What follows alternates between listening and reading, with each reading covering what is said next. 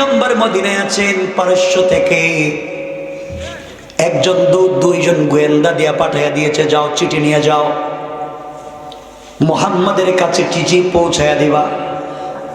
গোয়েন্দাদেরকে বলছে প্রতিক্রিয়া কি হয় তোমরা দেখে নিও। আমার নবীর কাছে চিঠি পৌঁছে গেল। বিশ্ব নবী মদিনার মসজিদে সাহাবাই কেরামদেরকে ডাক দিলেন, চলো আসো মসজিদে যাই। কি হয়েছে, কে চিঠি দিয়েছে, কিসের চিঠি আমরা দেখতে চাই, চলো। মসজিদে নববীতে সাহাবায়ে কেরাম জমা হয়ে গেলেন। বিশ্ব নবী চিঠিটা একজন সাহাবীর কাছে দিয়ে বললেন, পড়ো তো দেখি কি লিখেছে। চিঠির মধ্যে পারস্যের বাদশা বলেছে, ও মুহাম্মদ ইবনে আব্দুল্লাহ, তোমার নাকি ক্ষমতা হয়েছে, মক্কা থেকে পলায়ন করে মদিনায় গিয়ে তুমি নাকি রাষ্ট্রপ্রধান হয়েছো, তুমি নাকি নবী। আমি পারস্যের বাদশাহ বলছি, আমার বাড়ি গাড়ি টাকা পয়সা অস্ত্র সেনা সব আছে, তোমাকে না জানাইয়া তোমার মদিনা দখল করতে পারতাম। দূত পাঠাইয়া দিলাম, চিঠি পাঠাইয়া দিলাম, তোমার ক্ষমতা কেমন দেখব, তোমার আল্লাহর ক্ষমতা কেমন, তোমার ক্ষমতা কেমন দেখব। তোমার দেশ দখল করতে চাই, পারলে আটকাইও। আমার নবীকে হুমকি দমকি দিয়ে চিঠি পৌঁছে দিলাম। ওই জায়গায় আমার বসা, আবু বকর উসমান আলী বসা। সাহাবায়ে কেরাম বললেন, ইয়া রাসূলুল্লাহ, ইয়া হাবিবাল্লাহ, আল্লাহর পয়গম্বর, আপনি বলেন, যেই বাদশা চিঠি দিয়েছে তার দূতদেরকে আমরা দূতকে গ্রেফতার করি আর তাদের দেশে আক্রমণ করি।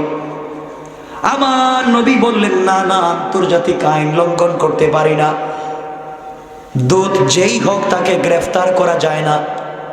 তারা তো আমাদের দেশ আক্রমণ করতে চায়, আল্লাহকে গালি দিয়েছে, আমাকে গালি দিয়েছে। তারা আমাদের দেশ দখল করার আগে আমরা গরিব মানুষ, আমাদের সাথে আল্লাহ আছে, আমরা আল্লাহর উপরে ভরসা করে তাদের দেশ দখল করতে চাই। আল্লাহু আকবার। কয়েকজন সাহাবী মাত্র। নবীজি বললেন, সাহাবীরা শুনো, জিহাদের ফান্ডে টাকা পয়সা জমা দেওয়া লাগবে, যে যেভাবে পারো সহযোগিতা করো, যে যেভাবেই পারো টাকা পয়সা দান করো। এমন সময় সমস্ত সাহাবীরা যে যেমন পারতেছেন সে তেমন দান করতেছে। আবু বকর দিলেন, ওমর, উসমান, আলী সবার নিজের মতো করে দিলেন। আপনারা ঘটনা জানেন। আবার বন্ধুগণ, এক পর্যায়ে মহিলারা নাকের ফুল, কানের দুল, হাতের ব্রেসলাইট যা তারা পায়ে সব দান করে দেয়। এইভাবেই যখন চলতে লাগলো, সবাই স্বতঃস্ফূর্ত ভাবে দান করে। মদিনায় তখন দুর্ভিক্ষ দেখা দিল, জিহাদ হবে, মদিনা থেকে অনেক দূরে জিহাদ হবে। জিহাদের সেনাপতি স্বয়ং বিশ্বনবী হবেন। এই যুদ্ধে আমরা যদি শরীক হতে পারি, তার চাইতে সফলতা আর হতে পারে না। আমার মুসলমান বন্ধুগণ, এক পর্যায়ে একজন মহিলা চোখের পানি ছেড়ে ছেড়ে বাড়ির ভিতরে পৌঁছে গেল। দৌড়ে একটা কুলে বাচ্চা নিয়ে বিশ্ব নবীর কাছে যায়। রাস্তায় হযরতে আবু বকরের সঙ্গে দেখা। আবু বকর ডেকে বললেন, মহিলা দৌড়াও কই? মহিলা ডাক দিয়া বলছে, আবু বকর, আমি যাব বিশ্ব নবীর কাছে, কোথায় আছেন তিনি, তার সঙ্গে আমি দেখা করতে চাই।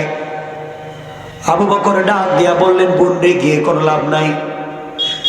নবীজি মানুষের কাছে জিহাদের জন্য হাত পেতে টাকা চাচ্ছেন, তোমাকে দেওয়ার মতো নবীজির কাছে কোনো টাকা পয়সা নাই।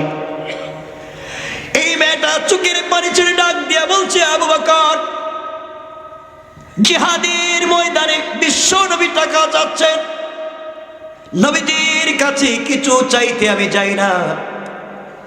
আমি এই মুহূর্তে নবীজির কাছে যাইতে শুরু করেছি। এই জিহাদের ফান্ডে বিশ্ব নবীকে সহযোগিতা করতে চাই। কোন সুবহানাল্লাহ। কিছু দূর যাওয়ার পরে হযরত ওমরের সঙ্গে দেখা। আবার বললেন মহিলা দৌড়াও কই। মহিলা ডেকে বলছেন ওমর রে, আমি বিশ্ব নবীর দরবারে যেতে চাই। আমার ডেকে বলছেন বোন দৌড়ে লাভ নাই, নবীজি আপনাকে সহযোগিতা করতে পারবেন না। মেয়ে ডাক দিয়ে বলছে আমি সহযোগিতা চাই না, আমি তো যাই সহযোগিতা করবার জন্য যাই। এক পর্যায়ে নবীজির সামনে হাজির হয়ে সালাম দিয়ে দাঁড়িয়ে গেল। নবীজি বললেন তুমি কি চাও? আমি পরেশান, তুমি কি চাও? মেয়ে ডাক দিয়ে বলছেন ইয়া রাসূলুল্লাহ ইয়া হাবিবাল্লাহ, আল্লাহর পয়গম্বর আমি আপনার কাছে এই মুহূর্তে কিছু চাইতে আসি নাই, আমি এসেছি জিহাদের ময়দানে আপনাকে সহযোগিতা করতে। এবার নবীজি বললেন কি বলতে চাও বলো। মেয়েটা চোখের পানি ছেড়ে ডাক দিয়া বলছেন ইয়া রাসূলুল্লাহ, আল্লাহর পয়গম্বর আপনি যখন জিহাদের ফান্ডে কালেকশন করতেছে, নারী পুরুষ যে যেভাবে পারে দান করে যাচ্ছে, আমিও দান করতে মন চাই, আমিও জিহাদে শরীক হতে চাই। দৌড়িয়া ঘরের ভিতরে গিয়েছি, ঘরের ভিতরে গিয়ে দেখলাম আমার 3 দিনের খাবার নাই। আমার ঘরে ছেড়ে একটা কম্বল আর ছেড়ে একটা বালিশ ছাড়া কোনো জিনিস নাই। ইয়া রাসূলুল্লাহ আমার পরনের কাপড় ছাড়া কোনো কাপড় নাই, নাকের ফুল কানের ধুল আমার তো কিছুই নাই, কি দান করব? হঠাৎ করে আমার মনে পড়েছে আমার স্বামীর কথা। পয়গম্বরে আরবি আমার স্বামী একজন সাহাবী ছিলেন আপনার, কিছুদিন আগে আপনার ডাকে সাড়া দিয়ে তিনি জিহাদে গিয়ে শহীদ হয়ে গেলেন। আমার স্বামী যেই দিন জিহাদে চলে যান, ওই দিন যাওয়ার সময় আমাকে ডাক দিয়ে বলেছিলেন স্ত্রী রে, জিহাদে চলে যাই, না জানি ফিরে আসতে পারবো কিনা আমি জানি না, আমি যদি জিহাদে শহীদ হয়ে যাই তুমি আমাকে ক্ষমা করে দিও, দুনিয়ায় যদি দেখা না হয় জান্নাতে দেখা হবে, তোমার পেটে আমার একটা আমানত আছে, ছেলে হবে না মেয়ে হবে আমি জানি না, যাই হোক সন্তান জন্ম নিলে আমি যে রাস্তায় শহীদ হয়ে যাই, আমার বাচ্চাকে তুমি ওই রাস্তায় কোরবানি করে দিবা। ইয়া রাসূলুল্লাহ কিছুদিন পরে আমার স্বামী জিহাদের ময়দানে শহীদ হয়ে গেলেন,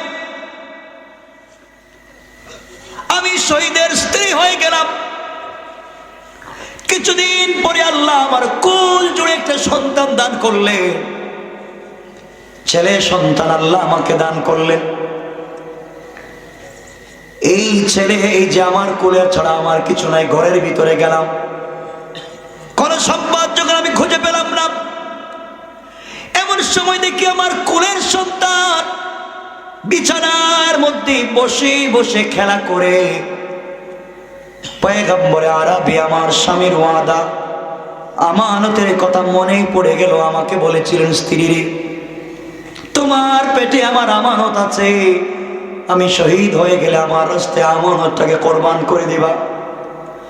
ইয়া রাসূলুল্লাহ আমি কিছুই পাইলাম না, আমি আমার কলিজার টুকরা যাকে দেখে চক্ষু শীতল করি, যাকে বুকের সঙ্গে জড়াইয়া জীবন কাটাইয়া দিতে চাই, এই সন্তানটা খেলা করতেছিল, টান দিয়ে কোলে উঠাইয়া নিলাম, আপনার দরবারে হাজির হয়ে গেলাম। পয়গম্বরে আরবি আমি সোনা দানা কিছুই আপনাকে দিতে পারলাম না, এই মুহূর্তে আমার কলিজার টুকরা সন্তানটাকে জিহাদের ফান্ডে আমি দান করে দিলাম। সাহাবায়ে কেরাম আশ্চর্য হয়ে গেলেন, মেয়ে পাগল নাকি, কি বলে, কি বলতে চায়, এই বাচ্চাকে জিহাদের ফান্ডে দিয়ে দিচ্ছে, মহিলা পাগল নাকি? পারস্যের বাদশার গোয়েন্দারা রিপোর্ট করার জন্য দাঁড়ায় আছে, আর দেখতেছে কি আশ্চর্য কারবার। মহিলা মানুষ নিজের কলিজার টুকরা বাচ্চাকে দান করে দেয়। মেয়ে ডাক দিয়া বলছে, আর রাসূলুল্লাহ, আল্লাহর পয়গম্বর, আপনার কাছে আমার জানার বিষয়। ওগো আল্লাহর পয়গম্বর, দুনিয়ার জমিনে যেখানে জিহাদ হবে আপনি ওখানেই থাকবেন, আপনি তো জিহাদের সেনাপতি। পয়গম্বরে আরবি, আমি জানি আমার সন্তান জিহাদের ময়দানে কোনো কাজে আসবে না। আল্লাহর পয়গম্বর ডেকেই বললেন, মেয়ারে তুমি বলো, সন্তান যদি কাজে না আসে ওটাকে নিয়ে আমি কি করব? মহিলা ডাক দিয়া বলছেন, প্রাণের বিশ্বনবী, কলিজার টুকরা পয়গম্বরে আরবি, আপনাকে দেশের মানুষ, দুনিয়ার নারী পুরুষ আপনাকে ভালোবাসে। একজন মহিলা তো উহুদের যুদ্ধের সময়, যুদ্ধের ময়দানে যখন শুরু হয়ে গেল, কাদ কতিলা মুহাম্মদ সাল্লাল্লাহু আলাইহি ওয়াসাল্লাম, আল্লাহর পয়গম্বর শহীদ হয়ে গেছেন, এক গুজব যখন ছড়িয়ে পড়ল, একজন মহিলা জিহাদের ময়দানের দিকে দৌড়ায়। কিছু দূর যাওয়ার পরে সাহাবীরা বললেন, মহিলা দৌড়াও কই? উহুদের ময়দানের দিকে দৌড়ায়, গিয়ে কোনো লাভ নাই। তোমার কলিজার টুকরা স্বামী জিহাদের ময়দানে এসেছিল, শহীদ হয়ে গেছেন, গিয়ে কোনো লাভ নাই। মহিলা ডাক দিয়ে বলছে, সাহাবীরে, স্বামী শহীদ হয়ে গেছে জানতে চাই না, আগে বলো প্রাণের বিশ্ব নবী কেমন আছে? আল্লাহু আকবার। মহিলারা সামনে যেতে লাগলেন। কিছু দূর যাওয়ার পরে আরো সাহাবীর সঙ্গে দেখা। সাহাবী ডেকে ডেকে বললেন, মহিলা দৌড়াও কই? মহিলা ডেকে ডেকে বলছেন, সাহাবীরে, উহুদের দিকে দৌড়াই, গিয়ে কোনো লাভ নাই। আপনার কলিজার টুকরা ভাই জিহাদের ময়দানে এসেছিল, সে শহীদ হয়ে গেছে। মহিলা ডেকে বললেন, কে শহীদ হয়েছে শুনতে চাই না, আগে বলো বিশ্ব নবী এই মুহূর্তে কেমন আছে? মহিলা সামনের দিকে দৌড়ায়। কিছু দূর যাওয়ার পরে আরেকজন বলছেন, মহিলা দৌড়াও কই? তিনি বললেন, জিহাদের ময়দান উহুদের দিকে যায়, গিয়ে কোনো লাভ নাই। আপনার 7-7টা ছেলে জিহাদের ময়দানে এসেছে, সবগুলা শহীদ হয়ে গেছে। মহিলা ডেকে বললেন, কে শহীদ হয়েছে স্বামী জানতে চাই না, 7টা সন্তান শহীদ হয়েছে শুনতে চাই না, আমার ভাই শহীদ হয়েছে শুনতে চাই না, আমি জানতে চাই দিনের নবী এই মুহূর্তে কেমন আছে? আল্লাহু আকবার বলেন। ভালোবাসা নবীর জন্য তাদের। হায় হায়, সদ ওইটা আল্লাহ মাফ কর। কয়েক মিনিট ভাই, এরপরে রেখা দেবো, কিছু কয়েন না। আমার বন্ধুগণ, এক পর্যায়ে এই মেয়ে ডাক দিয়ে বলছে, রাসূলুল্লাহ, আমি জানি আমার বাচ্চা জিহাদের ফান্ডে কোনো কাজে লাগবে না, কিন্তু ওটা আমি জানি আপনি তো যুদ্ধের ময়দানে যুদ্ধ করবেন, সাধারণ মুসলমানদের সঙ্গে মাঠে যুদ্ধ করবেন। কাফেররা যখন আপনাকে দেখবে তখন তীর মারতে থাকবে, নেজা মারতে থাকবে, বল্লম মারতে থাকবে। ওগো আল্লাহর পয়গম্বর, যে দিক থেকে বেশি বেশি তীরের আঘাত আসবে, যেদিক থেকে কাফেররা আপনার শরীরে আঘাত করবে তীর দিয়া, ওই দিকে আপনি আবার বাচ্চাটাকে ঢাল বানাইয়া রেখে দিবে। সবগুলা তীর এসে আমার বাচ্চার কলিজায় বিঁধে যাবে, বাচ্চা শহীদ হয়ে ফিনকি দিয়ে রক্ত বের হবে। আবার বাচ্চার শাহাদাতের মাধ্যমে বিশ্ব নবী দুনিয়ার জমিনে জীবিত থাকবেন। এর চাইতে বড় চাওয়া আর পাওয়া হতে পারে না। আল্লাহু আকবার বলেন, আল্লাহু আকবার। আমাদের মায়েরা কেমন ছিল, আমাদের বোনেরা কেমন ছিল দ্বীনের জন্য। আজকে যদি তারা থাকতো আর রাসূলকে এইভাবে কেউ গালি দিত, একবারে জিন্দেগি শেষ করে দিত। ঠিক কি বলেন? আমরা তো আশিকে রাসূল, আমরা আশিকে রাসূল, শয়তানের জায়গা পাই না। আশিকে রাসূল এমনও আছে, ওয়াজের সময় কি যে কয়, এখানে চেয়ার একটা সাজায় রাইখা দেয়, হে করতেছে এখানে ওয়াজ, চেয়ার একটা সাজায় রাইখা দিয়েছে। জিগেলেন, কেন চেয়ার সাজাইছিস? নবীজি আসবেন। শয়তান। শয়তানও আল্লাহ, আমি তো নবীজির সামনে বসে বসে ওয়াজ করি নাই। চেয়ার রাখছে, নবীজি বসবেন আর হে পা ঠাঙ্গাইয়া হে বসে বসে ওয়াজ করে। কত বড় জালেম চিন্তা করেন, ঠিক কিনা বলেন?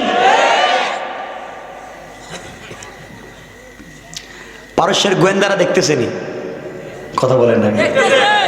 তারা রিপোর্ট করছে, বাদশা আপনি যুদ্ধ করার খাহেশ বন্ধ করে দেন, যুদ্ধ দিয়ে কাজ হবে না। কেন? বাদশা বলছে আমার কি সেনাবাহিনী কম? কয় না, বেশি। টাকা পয়সা কম? বেশি। ক্ষমতা বেশি। সব যদি আমার হয় তার বিরুদ্ধে যুদ্ধ করে পারবো না কেন? গোয়েন্দারা বলছে বাদশা শুনেন, এর কারণ হচ্ছে আপনার সেনাবাহিনী যুদ্ধ করে আগামীকালকে বিজয় লাভ করলে প্রমোশন হবে না ডিমোশন হবে, তার বেতন বাড়বে না কমবে, তার জন্য তারা যুদ্ধ করে। আর মুহাম্মদের সাথীরা তাদের নবীকে বাঁচাবার জন্য কলিজার টুকরো বাচ্চাকে দান করে দেয়। এদের সঙ্গে যুদ্ধ করে পারা যাবে না, ঠিক কিনা জোরে কান? আমরা তো সেই জাতি, আমরা তো সেই জাতি, আমরা সেই জাতি আজকে আছে গম চুরিতে ব্যস্ত, চাউল চুরিতে ব্যস্ত, এতিমের জায়গা দখলে ব্যস্ত, আর দাড়ি রাইকা বিচার করে রং চা খাইয়া এদিকের বিচার এদিকে দিতে ব্যস্ত। কষ্ট পাচ্ছেন আমার কথায়? 5 মিনিট আগে কিছু বলছে, 5 মিনিট পরে 500 টাকা হাতে দিলে কথা চেঞ্জ করে দেয়।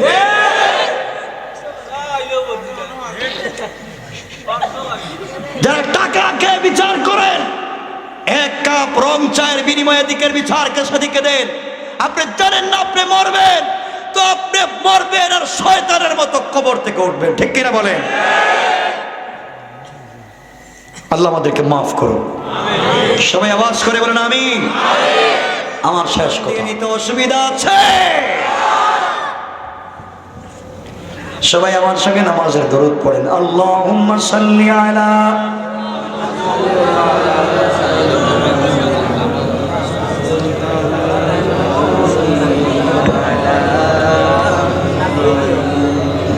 আল্লাহুম্মা বারিক আলা মুহাম্মাদ ওয়া আলা আলি কামা বারাকতা আলা ইব্রাহিম ওয়া আলা আলি ইব্রাহিম ইন্নাকা হামিদুম মাজিদ। আলহামদুলিল্লাহ। ঐতিহ্যবাহী এটা না? আত-তাকওয়া ইসলামী যুব সংঘ তোকলি হাশিমপুর জামে মসজিদের উদ্যোগে আয়োজিত 2021-এর প্রথম বাৎসরিক তাফসীরুল কোরআন মাহফিলের সমাপনী অধিবেশনের সম্মানিত মুহতারাম সভাপতি, উপস্থিত হাজারাত বুজুর্গ উলামায়ে কেরাম, মুরব্বিয়ানে আযম, পর্দার অন্তরালে অবস্থানরত আমার সম্মানিতা শ্রদ্ধেয়া মা বোনেরা, বিশেষ করে আগামী দিনের জাতির দিকপাল, ভবিষ্যৎ জীবনে জাতির কান্ডারি, জাতির উচ্ছ্বাস, আবেগের জায়গা, আগামীর ইসলাম সমাজে বিনির্মাণের স্বপ্নচারী আমার কলিজার টুকরা প্রাণের চেয়ে আপন ছাত্র তরুণ যুবক বন্ধুগণ, আলোচনার শুরুতেই আমার পক্ষ থেকে সকলকে আন্তরিক মোবারকবাদ, শুভেচ্ছা জানিয়ে আল্লাহ পাক রব্বুল ইজ্জত ওয়াল জালালের শাহী দরবারে শুকরগুজার হচ্ছি যে আল্লাহ আমাদেরকে গভীর রাত্র 1টার পরে তাফসীরুল কোরআন মাহফিল বসবার সুযোগ করে দিয়েছেন। অন্তরের সবটুকুন ভালোবাসা আর আবেগকে উজাড় করে মহান সৃষ্টিকর্তার দরবারে শুকরগুজার হচ্ছি। সবাই পড়ছি আলহামদুলিল্লাহ। আপনারা যারা বসছেন এই যে সাইডে যারা, আপনারা সবাই কি এলাকার? আসতে পেলো কেন? এলাকার না? আমার মনে হচ্ছে যে কক্সবাজার বাজার থেকে কিছু রোহিঙ্গা। আমার বন্ধুগণ, যে আল্লাহ আমাদেরকে নিয়ে এসছেন দিল খুলে অন্তরের সবটুকুন ভালোবাসা দিয়ে, হামজা তো কলিজা দিয়ে ভালোবাসা দেখাইছে, সুমাইয়া লজ্জাস্থানে বর্ষা নিক্ষিপ্ত হয়ে ভালোবাসার বহিঃপ্রকাশ ঘটিয়েছে। হযরতে জাফর হাত পা কেটে ইসলামকে ভালোবেসে বহিঃপ্রকাশ ঘটিয়েছে। আমরা আল্লাহ এবং তার রাসূলকে ভালোবাসি, এই মর্মে শুকরগুজার হচ্ছি, আওয়াজ করে পড়ছি আলহামদুলিল্লাহ। আমরা আসতে পেরে খুশি না বেজার? কম না বেশি? একটু হাত উঠে দেখান কারা কারা অসুস্থ।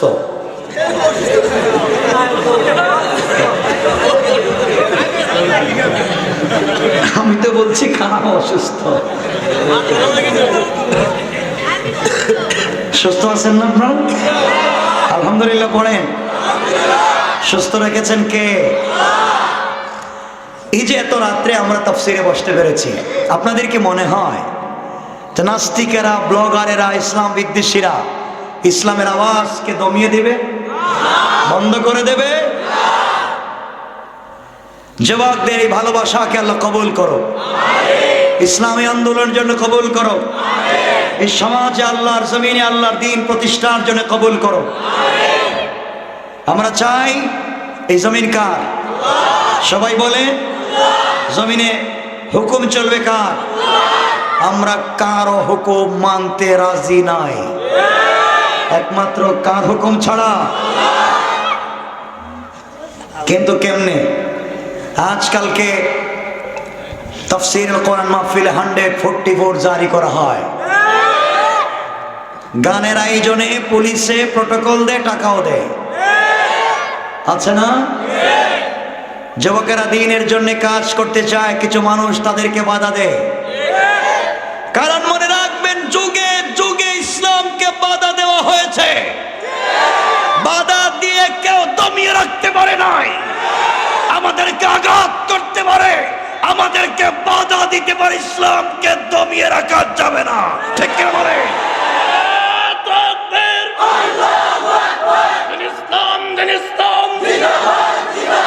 আল কোরআনের শত্রুরা, উলামা কেরামের শত্রুরা, উলামা কেরাম যেখানে আমরা আছি সেখানে নারে তাকবীর। আমার বন্ধুগণ, আমরা ভালোবাসি আল্লাহকে এবং তার রাসূলকে। আমরা ভালোবেসে কলিজা দিতে পারি, জীবন দিতে পারি। বাংলাদেশে কারো বাবার বিরুদ্ধে কথা বললে আইন আছে না নাই? আছে। কারো স্বামীর বিরুদ্ধে কথা বললে আইন আছে, কারো পরিবারের বিরুদ্ধে কথা বললে আইন আছে। থাকতে পারে ডিজিটাল আইনে মামলা হয়, সাইবার ক্রাইমে মামলা হয়ে যায়। আপনাদের অন্তরে আপনাদের স্বামীর, বাবার, পরিবারের মহব্বত থাকতে পারে, স্বাভাবিক। কিন্তু আমাদের অন্তরে আমাদের বিশ্বনবীর মহব্বত তার চাইতে কোটি গুণ বেশি। সুতরাং এই রাসূলকে কেউ যদি বাংলাদেশে গালি দেয়, আল্লাহ রাসূলের চরিত্রের বিরুদ্ধে যদি কথা বলে, বাংলাদেশের 18 কোটি মুসলমানের প্রাণের দাবি, তার বিরুদ্ধে পার্লামেন্টে ফাঁসির আইন কার্যকর করতে হবে, করতে হবে, করতে হবে।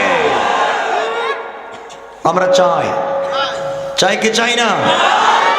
আমরা রাসূলকে ভালোবাসি, আমরা ভালোবাসার বহিঃপ্রকাশ ঘটাতে চাই। সুতরাং আমার কথার শুরুতে আপনাদেরকে যা বোঝাতে চাই তা হচ্ছে, আল্লাহ যদি কোনো বিধান দেন তাহলে মানবেন, ঠিক না? ইনশাআল্লাহ মানবেন, এখানে তো কোনো প্রশ্ন নাই। আল্লাহ যদি বিধান দিয়ে বলেন আমার গলা কাইটা দিতে, ঠিক আছে তো? কাটতে অসুবিধা আছে? নাই। সুতরাং ইসলামের বিধান প্রতিষ্ঠা করতে গিয়ে কোনো আবেগ নাই, কোনো ভালোবাসা নাই। আসুন আমি যে আয়াত পড়েছি, এই আয়াতে আল্লাহ যা বলেছেন সংক্ষেপ করে আগে অনুবাদ করে আপনাদেরকে বোঝাই, তো আলোচনা বুঝতে পারবেন। কোরআনে কারীমের সূরা আল মাইদা 33 নম্বর আয়াত, আল্লাহ বলছেন, ইন্নামা জাযাউল লাযীনা ইউহারিবুনাল্লাহা ওয়া রাসূলাহু ওয়া ইয়াসআউনা ফিল আরদি ফাসাদা, যারা আল্লাহকে গালি দেয়, কারে?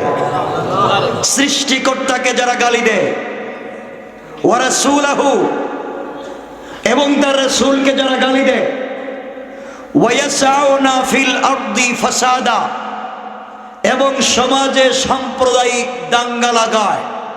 অপরাধ কয়টা? তিনটা। কয়টা?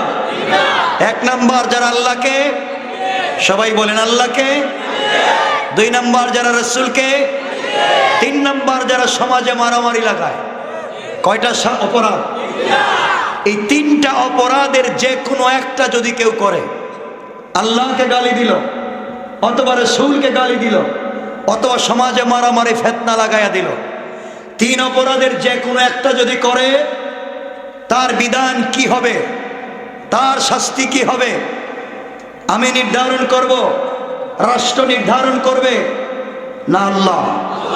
সবাই বলেন আল্লাহ বলছেন এক নাম্বার শাস্তি যারা আল্লাহকে গালি দেয়, যারা রাসূলকে গালি দেয়, যারা দেশে মারামারি লাগায়, এক নাম্বার শাস্তি আইয়ুকাত্তালু।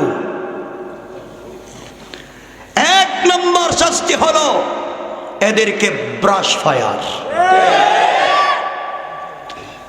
আমি বলছি, আমি শুধু বাংলা বলছি, এটা আরবি। আইয়ুকাত্তালু, যারা আল্লাহকে গালি দিবে, যারা রাসূলকে গালি দিবে, যারা দেশে সাম্প্রদায়িক দাঙ্গা লাগাবে, আল্লাহর আইন হলো তাদেরকে যেখানে পাওয়া যাবে, কাবা ঘরেও যদি পাওয়া যায়, মসজিদের ভিতরেও যদি পাওয়া যায়, যেখানে পাওয়া যাবে ব্রাশ ফায়ার। ঠিক কিনা বলে? কয় নম্বর শাস্তি? তোর কথা হলো ব্রাশ ফায়ার কেন বললেন? গুলির কথা বললেন না কেন? আল্লাহ বোঝাতে চান ব্রাশ ফায়ার করো যেন ওর জানাজা পোড়াবার মতো লাশও খুঁজে না পাওয়া যায়, দেখবার মতো লাশ পাওয়া না যায়। সুতরাং মনে রাখবেন, এই দিন না আরো দিন আছে যারা আল্লাহ এবং রাসূলকে গালি দেন। আজকে যদি এই দেশের যুবকেরা রাস্তায় নেমে যায়, নাস্তিকদেরকে রাস্তায় খুঁজে পাওয়া যাবে না। এক নম্বর শাস্তি, এক নম্বর শাস্তি মনে থাকবে তো? কি শাস্তি? দুই নম্বর আল্লাহ বলছেন আও ইউসাল্লাবু, যদি ব্রাশ ফায়ার করতে না পারো, দুই নম্বর শাস্তি হচ্ছে এদেরকে ফাঁসিতে ঝুলাও। কিসে ঝুলাও?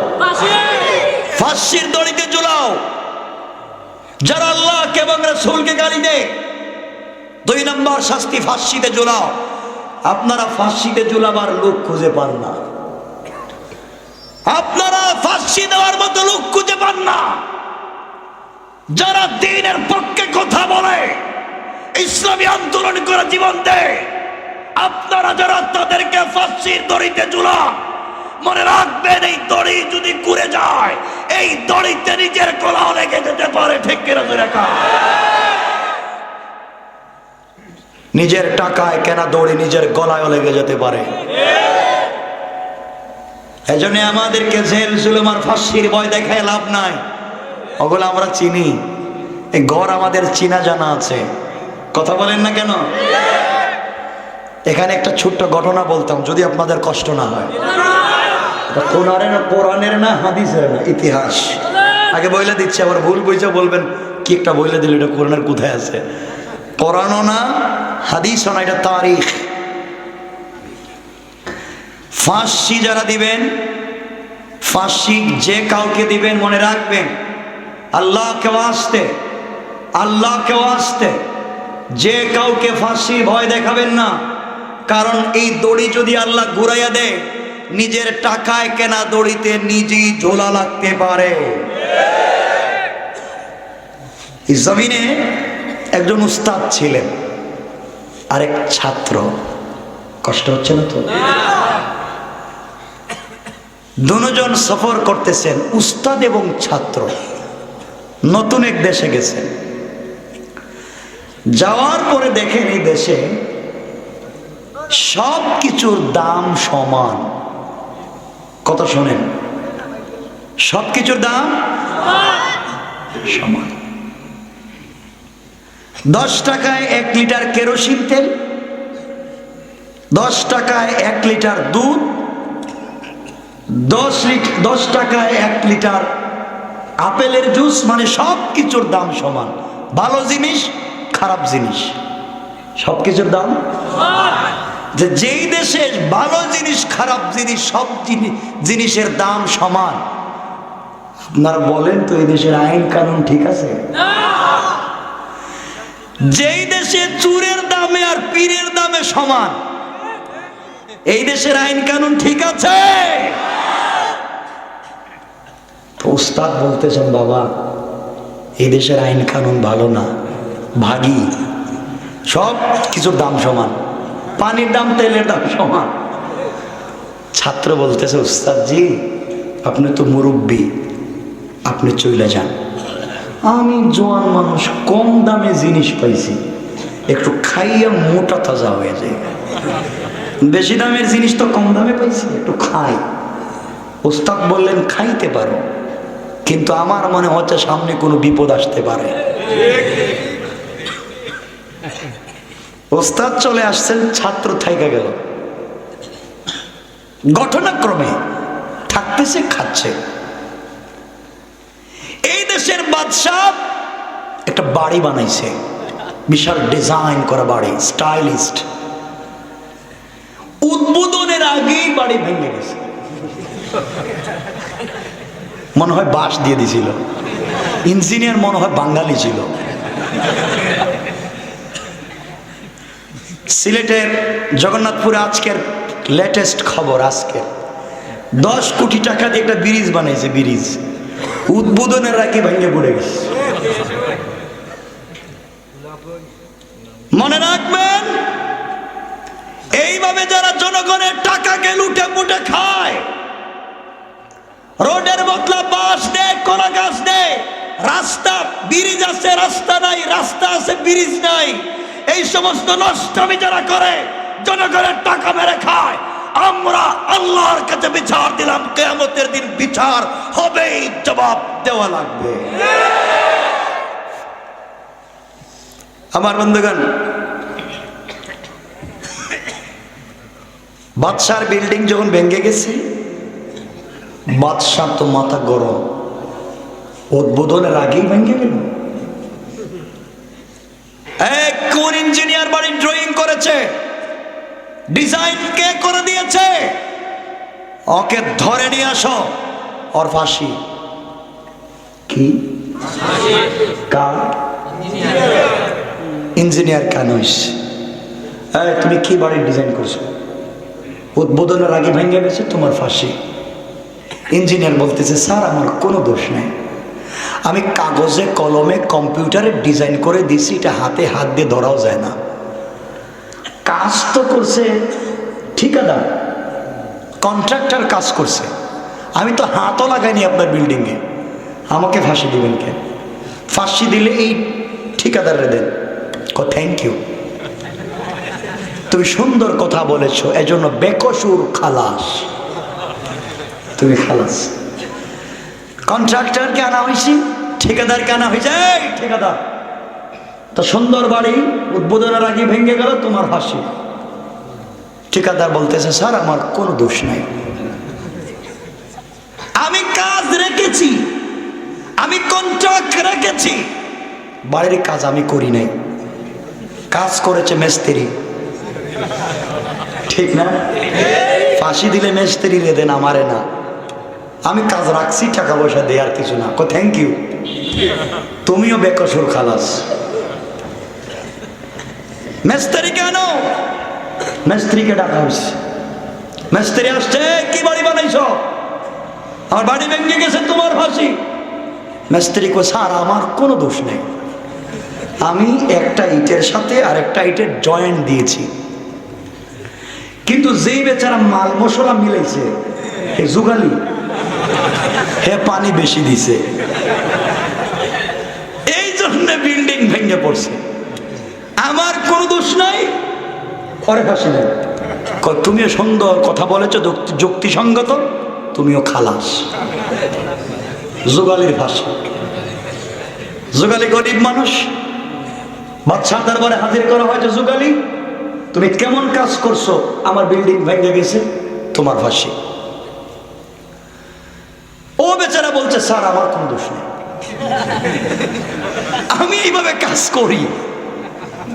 কিন্তু কেন মাল নরম হয়ে বিল্ডিং ভাঙছে একটা ইতিহাস আছে। কয় ইতিহাস আবার কি? আমার 1 মিনিট সময় দিলে বলতে পারে। বল বাদশা, আমি যখন মাল মশলা দিয়া, সিমেন্ট বালি পাথর দিয়া আমি মাল সবগুলো একসাথে করে যখন ঠিক করতেছিলাম, মশলাপাতি বানাইতেছিলাম, তখন আপনার ঘরে একটা হাতি আছে, হাতির চালক একজন মাহুত আছে, হাতির গলায় একটা স্বর্ণের ঘুঙ্গুর আছে। ওই মাহুত আমার সামন দিয়ে যাওয়ার সময় আমার কাছে আইসা হাতির পিঠে দিছে একটা আচ্ছা মতো বাড়ি। হাতি দিছে লাফ, ঘুঙ্গুরে দিছে আওয়াজ, আর আমি মনে হয়েছি ইসরাফিলের সিংহায় ফুক দিছে। এই ভয়ের ঠেলায় আমার হাত থেকে বালতি পড়ে গেছে, বালতি পড়া মাল নরম হয়ে গেছে। দুষ্ট আমার না, আমি প্রতিদিন এই কাজ করি, কিন্তু মাহুত্রে ডাইকা জিজ্ঞাসা করেন ও আমার সামনে এসে মারলো কেন? মারার খেয়ার জায়গা পায় নাই। ঠিক আছে তোর খালাস আনা হয়েছে এখন মাহুত্রে। আচ্ছা, মাহুতে বিল্ডিং বানায় না হাতি রাখে? এই মাহুতের সাথে বিল্ডিং এর কোনো সম্পর্ক আছে?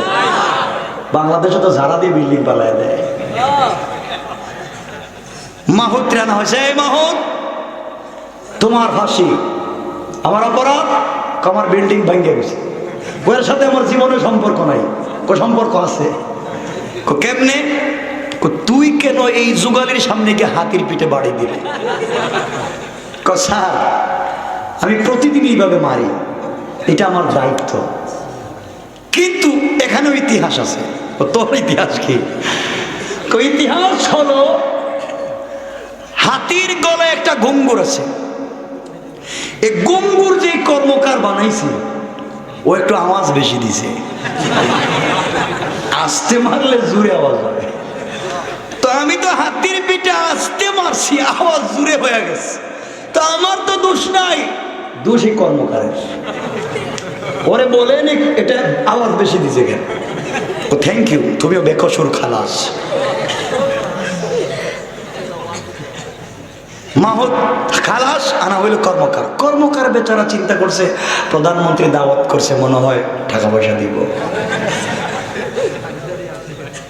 বাদশার দরবারে হাজির হয়েছে। বাচ্চাকে কর্মকার তোমার ফাঁসি। আমার ফাঁসি মানে? আমি তো কোনো অপরাধ করিনি, জীবনে স্বর্ণ চুরি করিনি। সমস্যা হচ্ছে আমার বিল্ডিং ভেঙে গেছে। স্যার আমি তো বিল্ডিং দেখছিও না। না দেখলে কিছু হবে না, তোমার ফাঁসি। বিল্ডিং দেখলাম না, বানাইছেন কিনা তাও জানি না, আমার পাশে দোষ। ওই যে হাতির গলায় যে ঘুঙ্গুর দিছে ওইটা আওয়াজ একটু বেশি হয়েছে, দোষ তোমার। ওই ঠিক আছে, আমার যখন দোষ, আমাকে যখন ফাঁসি দিবেন দিয়ে দেন। কথা সংক্ষেপ, কর্মকারের গলায় ফাঁসির দড়ি লাগাই দিচ্ছে। তো কর্মকার মনে হচ্ছে আমার চাইতে আরো হালকা ছিল, আমার চাইতে। ফাঁসির দড়ি যখন গলায় লাগাইছে তখন পায়ে দিয়ে বাইরে হয়ে যায়, গলায় আটকে না। আমার চাইতে আরো হালকা তো চলে যায়। বাচ্চা কি রে? স্যার এর তো আটকানো যায় না, ফাঁসি কেমনে দিব? করে ছেড়ে দে, ওরে খালাস। কোথায় ফাঁসি? আমার রায়, আমার আইন কার্যকর করাই লাগবে। কোথায় কারে দিব? বাংলাতে আমার দেশে ঘোষণা করো, যার গর্দনা মোটা তার ফাঁসি।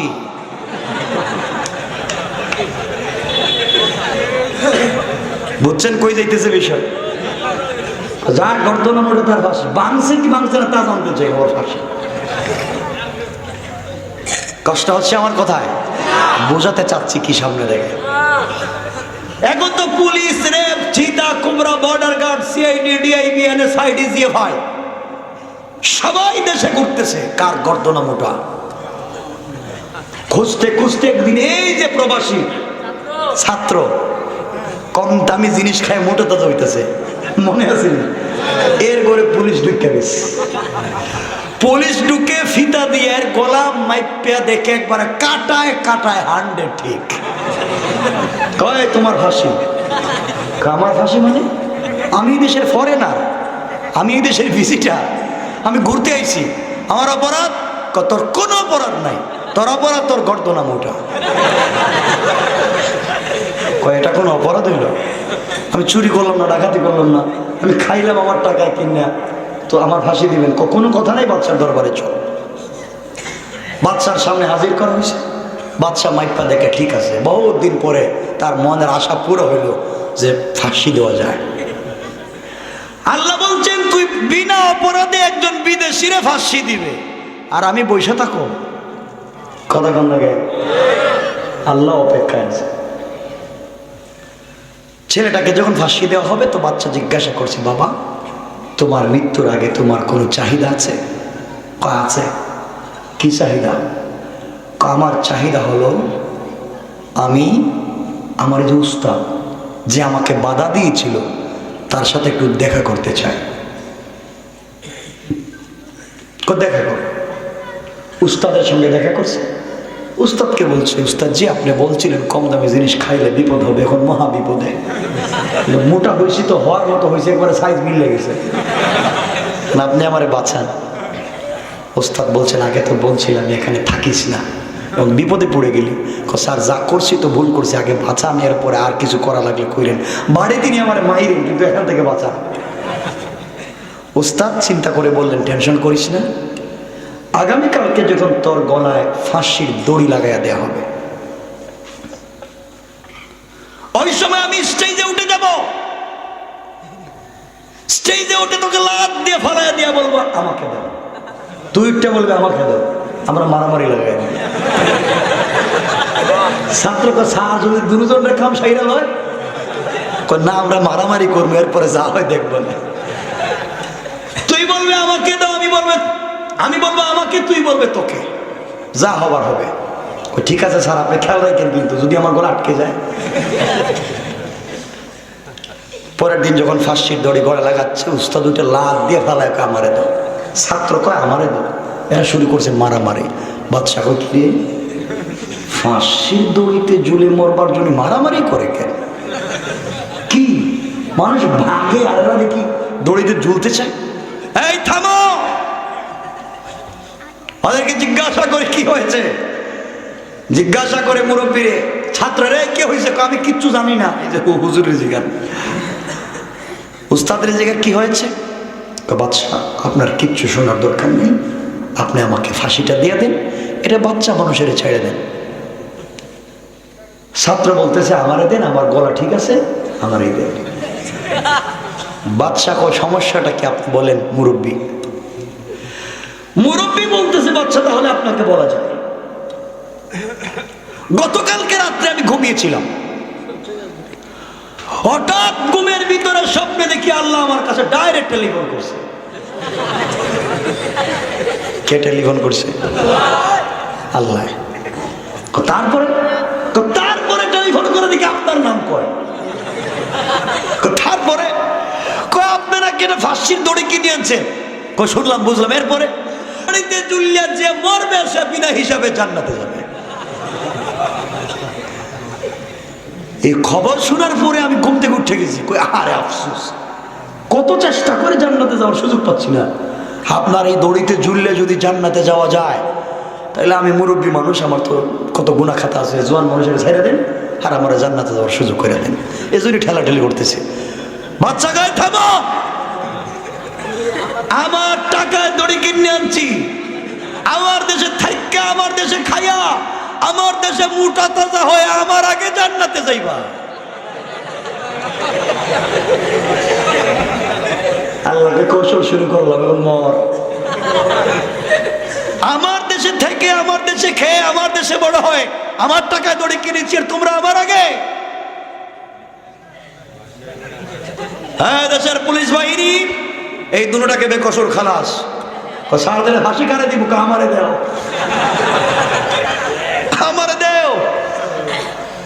আমি বিনা হিসাবে জান্নাতে যেতে চাই। আল্লাহকে দেখবে টান দিলে যখন জিব্বা দেরাত বাইর হইব তখন বুঝবে জান্নাত কত মজার। তো আমি বোঝাতে চাইলাম নিজের টাকায় কিনা দড়িতেও নিজের গলা লাইগা যাইতে পারে। মনে রাখবেন, জেল জুলুমের ভয় দেখাবেন না, যুবকদেরকে ভয় দেখাবেন না, রাস্তায় নেমে গেলে পালাবার পথ খুঁজে পাবেন না। ঠিক কিনা যারা কর। সুতরাং আল্লাহ বলছেন 2 নম্বর শাস্তি হচ্ছে কি কি 3 নম্বর শাস্তি আমার আল্লাহ বললেন আও তুকাত্তাইদিহিম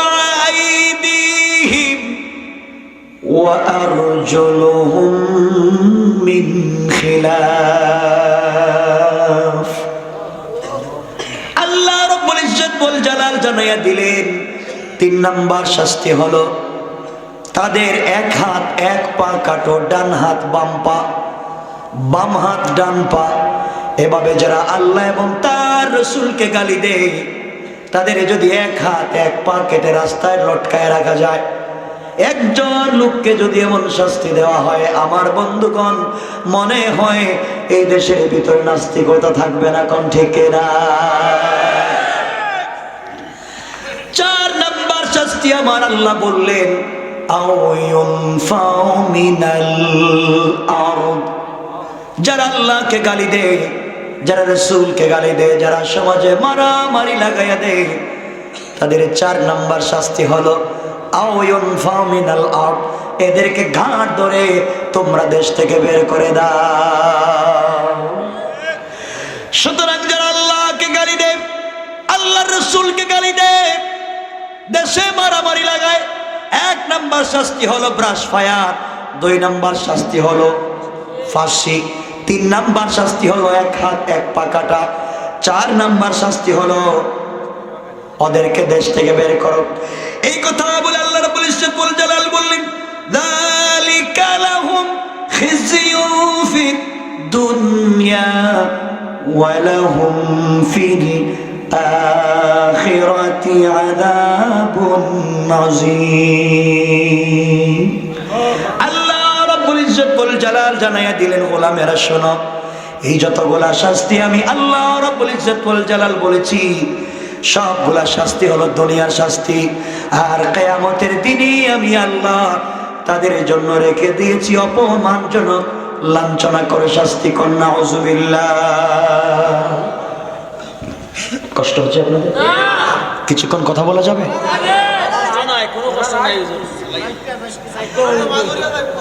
যাওয়ার দরকার নেই, থাকতে যাবে। আমার বন্ধুগণের পরের আয়াতে আল্লাহ বলছেন ইল্লাল্লাযীনা তাবু মিন ক্বাবলি আন তাকদিরু আলাইহিম ফা'লামু আন্নাল্লাহা গফুরুর রহিম। আল্লাহ রাব্বুল ইজ্জত ওয়াল জালাল বললেন কিন্তু যারা তওবা করবে, আমি আল্লাহ রাব্বুল ইজ্জত ওয়াল জালাল কথা দিলাম যত বড় অপরাধী হোক না কেন আমি আল্লাহ তাদের সবাইকে মাফের ঘোষণা দিলাম। কান সুবহানাল্লাহ। কিন্তু শর্ত সাপেক্ষে, শর্ত সহ তওবা, বিনা শর্তে না। শর্ত কি? আল্লাহ বলছেন মিন ক্বাবলি আন তাকদিরু আলাইহিম, যারা আল্লাহকে গালি দিছে, রাসূলকে গালি দিয়েছে, দেশে মারামারি লাগাইছে, এরা যদি তওবা করে তোমরা ধরে মাইর দেওয়ার আগে, উল্টা পাল্টা করছে, কোন পাবলিক ধরে মাইর শুরু করছে, আমি তওবা করলাম, আল্লাহ কয় আরো মার। কথা বলো, আল্লাহ কয় আরো মার। ও মাইর খাওয়ার আগে তওবা করলো না কেন? সুতরাং তওবা করতে হলে মাইর খাওয়ার আগে। কথা বলেন না কেন? এর প্রমাণ হলো ফেরাউন। মুসা আলাইহিস সালাম বললেন কালিমা পড়, না। ঈমান আন, না। এরপরে যখন নদীতে ডুববে, কাদামাটি খাইয়া, পানি খাইয়া যখন পেট বোম্বাস্টি মার্কা মরে যাচ্ছে, পানির নিচ থেকে বাইরে কয় আমান্তু, আমি ঈমান আনছি। আল্লাহ কার উপরে? কই যে বনি ইসরাইলের মুসা যে আল্লাহর উপরে আনছে, আমি হে আল্লাহর উপরে ঈমান আনলাম। আল্লাহ বলেন আল আন, এখন মাইর খাইয়া, কাদামাটি খাইয়া, পানি খেয়ে পেট বোম্বাস্টিক মার্কা, এখন তো আমার কাজ হবে না। জিবরাইল গেল তো এর আরো খাওয়া, কথা বলেন না কেন, আরো খাওয়া।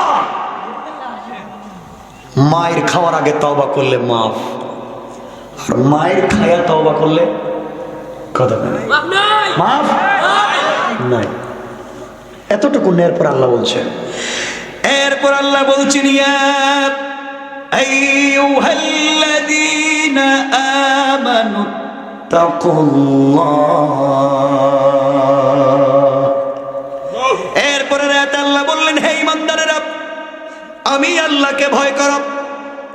এরপর আল্লাহ বলছেন ওয়াবতাগু ইলাইহিল ওয়াসিলা, আমি আল্লাহ পর্যন্ত পৌঁছার জন্য তোমরা ওসিলা তালাশ করো। কি তালাশ করো? সবাই বলেন ওসিলা। তা আল্লাহ পর্যন্ত পৌঁছার জন্য ইমানদারদেরকে বলছেন ওসিলা ধরো। আপনারা বলবেন তাহলে তো পাইছি, এখন তো পিসাব ধরা লাগবে, ঠিক না? পিসাব ধরতেই হবে। আল্লাহ বলছেন ওসিলা, পিসাব ধরা লাগবে। এগুলো বলে না মানুষ, আরে ওসিলা ধরা লাগবে বলে না, কথা বলে না কেন? পিসাবরা বলে না, ওসিলা ধরা লাগবে বলে না। সবগুলো মিথ্যা কথা, বেঈমানি কথা, ভণ্ডামি কথা। আল্লাহ বলছেন আবতাগু ইলাইহিল ওসিলা, এজন্য তোমাকে পীর ধরা লাগবে, এটা মিথ্যা কথা। আল্লাহ আয়াতে পীর ধরার কথা কোন নেই, পীরের কাছে মুরিদ হওয়ার কথা বলেন নেই। আল্লাহ বলছেন আবতাগু ইলাইহিল ওসিলা, আমি পর্যন্ত পৌঁছার জন্য ওসিলা ধরো। এর অর্থ হচ্ছে আমাকে পাওয়ার জন্য তোমরা নেতা নির্বাচন করো। নেতা কেন? এর পরের শব্দে আল্লাহ বলছেন ওয়াজাহিদু ফি সাবিলি, এবং নেতা নির্বাচন করো যেই নেতার নেতৃত্বে তোমরা জিহাদ করতে পারো। আর ওরা কই পিসাব ধরো। শয়তানের তো একটা লাইন আছে, শয়তানের একটা লাইন আছে। আপনি যেভাবে মন চায় কোরআনকে অপব্যাখ্যা করছেন, এখানে নাকি পিসাব ধরার কথা বলছেন। আল্লাহ বলছেন একজন নেতা নির্বাচন করো যেই নেতার নেতৃত্বে তোমরা জিহাদ করতে পারো। এজন্য আমরা আল্লাহর কাছে বলছি আল্লাহ একজন ওমরের মতো নেতা বের করে দাও, আর নেতা রাস্তায় নেমে তাকবীর দিবে। আমরা জীবন দিতে পারি, রাস্তা থেকে ফিরে আসতে পারি না। আমার ভাইরা আপনাদেরকে বলছি, যুবকদেরকে বলছি, যুবক শোনো, তোমাকে আমাকে প্রস্তুতি নেওয়া লাগবে, দিন বিজয়ের আন্দোলন করা লাগবে, মাস আর মুআউযের মতো রাস্তায় নেমে যাওয়া লাগবে। আমরা জীবন দিব, টুকরা টুকরা হয়ে যাব, আল্লাহর জমিনে আল্লাহর দ্বীন প্রতিষ্ঠা করে ছাড়বো ইনশাআল্লাহ।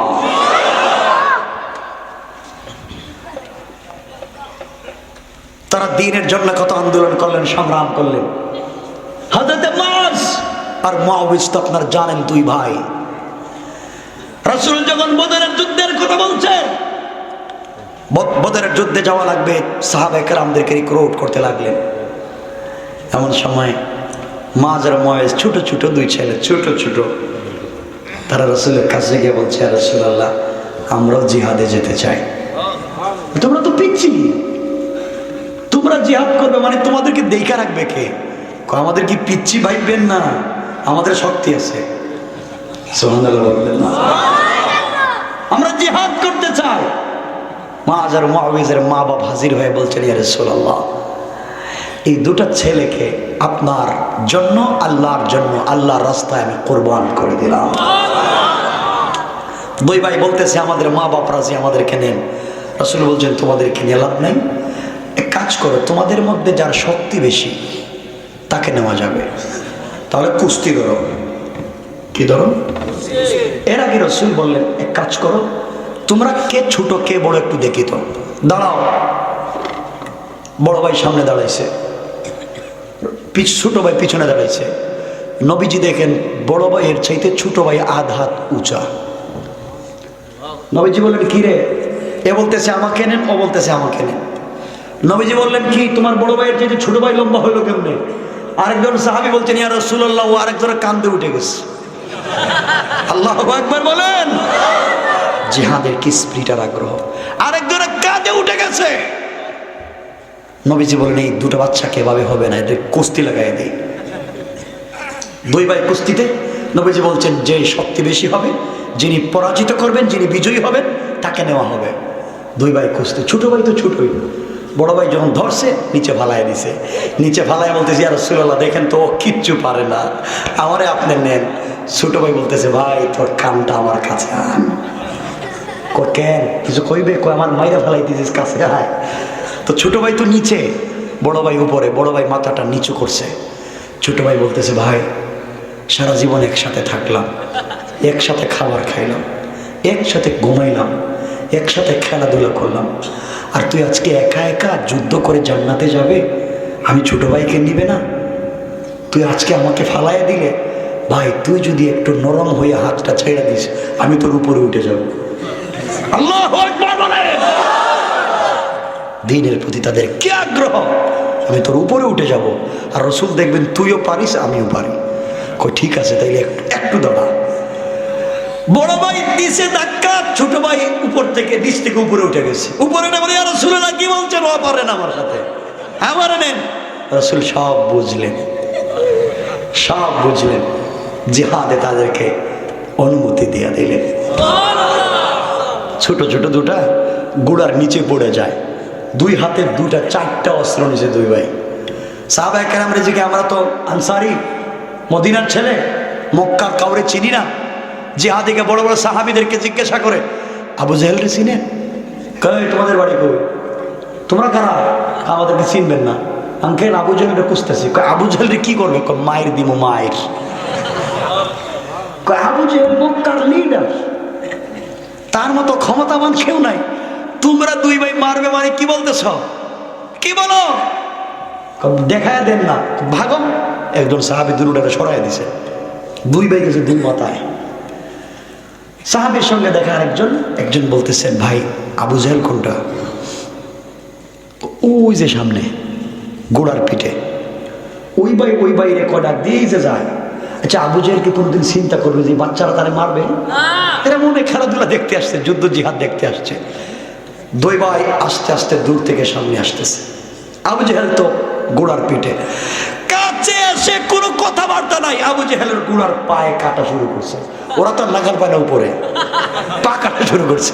পা যখন কাটছে গোড়া তো মাটিতে পড়ে গেছে, আবু জেহেল নিচে পড়ে গেছে।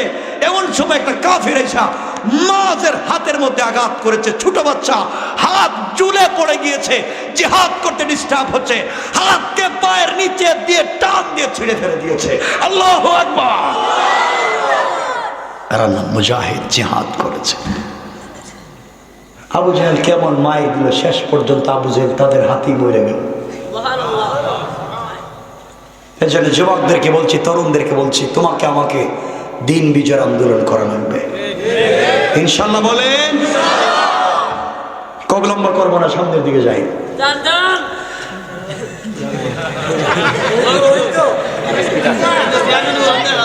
আপনাদের কি পেটে খিদেও লাগে না? আমার মুসলমান বন্ধুগণ গভীর মনোযোগ। জমিনে দ্বীন প্রচারের জন্য আন্দোলন করা লাগবে, সংগ্রাম করা লাগবে। দ্বীন কেমনে প্রতিষ্ঠা করবেন, এখন আলোচনা থেকে আপনারা পরিষ্কার করে বুঝে নেবেন।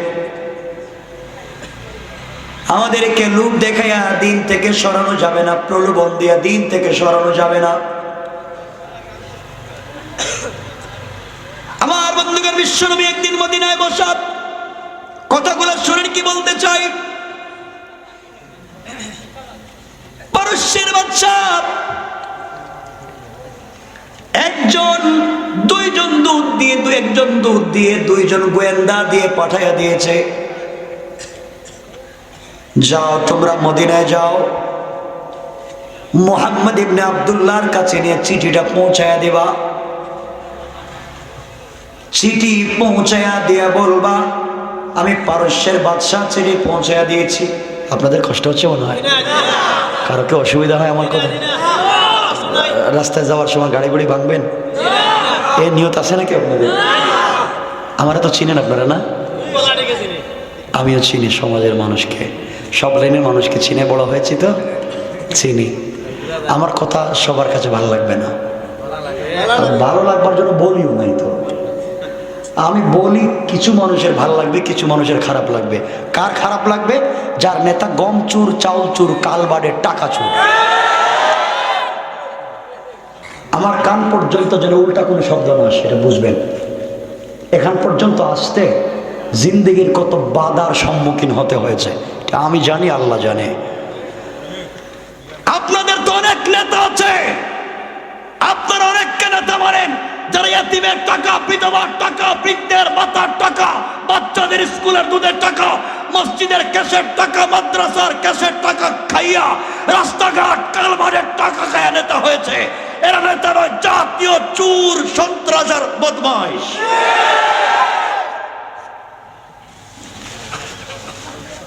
মনে রাখবেন, নামাজ পড়েন না আপনি নেতা বলেন। এমন নেতা আছে এলাকায় যে নেতা নিজে ফেন্সিডিল খায়, তার কর্মীরা আমার ব্যবসা করে।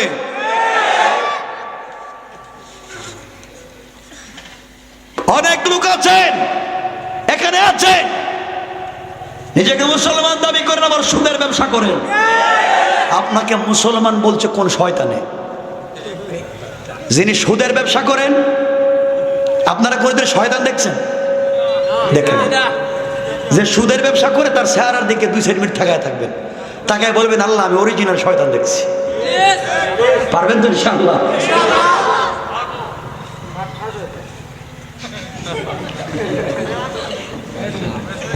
আমার মুসলমান বন্ধুগণ, গভীর মনোযোগ। আল্লাহর পয়গম্বর মদিনায় আছেন, পারস্য থেকে একজন দূত 2জন গোয়েন্দা দিয়া পাঠাইয়া দিয়েছে, যাও চিঠি নিয়ে যাও, মুহাম্মাদের কাছে চিঠি পৌঁছায়া দিবা। গোয়েন্দাদেরকে বলছে প্রতিক্রিয়া কি হয় তোমরা দেখে নিও। আমার নবীর কাছে চিঠি পৌঁছে গেল। বিশ্ব নবী মদিনার মসজিদে সাহাবায়ে কেরামদেরকে ডাক দিলেন, চলো আসো মসজিদে যাই। কি হয়েছে? কে চিঠি দিয়েছে? কিসের চিঠি আমরা দেখতে চাই, চলো। মসজিদে নববীতে সাহাবায়ে কেরাম জমা হয়ে গেলেন। বিশ্ব নবী চিঠিটা একজন সাহাবীর কাছে দিয়ে বললেন, পড়ো তো দেখি কি লিখেছে। চিঠির মধ্যে পারস্যের বাদশা বলেছে, ও মুহাম্মদ ইবনে আব্দুল্লাহ, তোমার নাকি ক্ষমতা হয়েছে, মক্কা থেকে পলায়ন করে মদিনায় গিয়ে তুমি নাকি রাষ্ট্রপ্রধান হয়েছো, তুমি নাকি নবী। আমি পারস্যের বাদশা বলছি, আমার বাড়ি গাড়ি টাকা পয়সা অস্ত্র সেনা সব আছে, তোমাকে না জানাইয়া তোমার মদিনা দখল করতে পারতাম। দূত পাঠাইয়া দিলাম, চিঠি পাঠাইয়া দিলাম, তোমার ক্ষমতা কেমন দেখব, তোমার আল্লাহর ক্ষমতা কেমন, তোমার ক্ষমতা কেমন দেখব। তোমার দেশ দখল করতে চাই, পারলে আটকাইও। আমার নবীকে হুমকি দমকি দিয়ে চিঠি পৌঁছে দিলাম। ওই জায়গায় আমার বসা, আবু বকর, উসমান, আলী বসা। সাহাবায়ে কেরাম বললেন, ইয়া রাসূলুল্লাহ, ইয়া হাবিবাল্লাহ, আল্লাহর পয়গম্বর আপনি বলেন, যেই বাদশা চিঠি দিয়েছে তার দূতদেরকে আমরা দূতকে গ্রেফতার করি আর তাদের দেশে আক্রমণ করি। আমার নবী বললেন, না না, আন্তর্জাতিক আইন লঙ্ঘন করতে পারি না, দূত যেই হোক তাকে গ্রেফতার করা যায় না। তারা তো আমাদের দেশ আক্রমণ করতে চায়, আল্লাহকে গালি দিয়েছে, আমাকে গালি দিয়েছে। তারা আমাদের দেশ দখল করার আগে আমরা গরিব মানুষ, আমাদের সাথে আল্লাহ আছে, আমরা আল্লাহর উপরে ভরসা করে তাদের দেশ দখল করতে চাই। আল্লাহু আকবার। কয়েকজন সাহাবী মাত্র। নবীজি বললেন, সাহাবীরা শুনো, জিহাদের ফান্ডে টাকা পয়সা জমা দেওয়া লাগবে, যে যেভাবে পারো সহযোগিতা করো, যে যেভাবেই পারো টাকা পয়সা দান করো। এমন সময় সমস্ত সাহাবীরা যে যেমন পারতেছেন সে তেমন দান করতেছে। আবু বকর দিলেন, ওমর, উসমান, আলী সবার নিজের মতো করে দিলেন। আপনারা ঘটনা জানেন। আবার বন্ধুগণ, এক পর্যায়ে মহিলারা নাকের ফুল, কানের দুল, হাতের ব্রেসলাইট যা তারা পায়ে সব দান করে দেয়। এইভাবেই যখন চলতে লাগলো, সবাই স্বতঃস্ফূর্ত ভাবে দান করে। মদিনায় তখন দুর্ভিক্ষ দেখা দিল, জিহাদ হবে।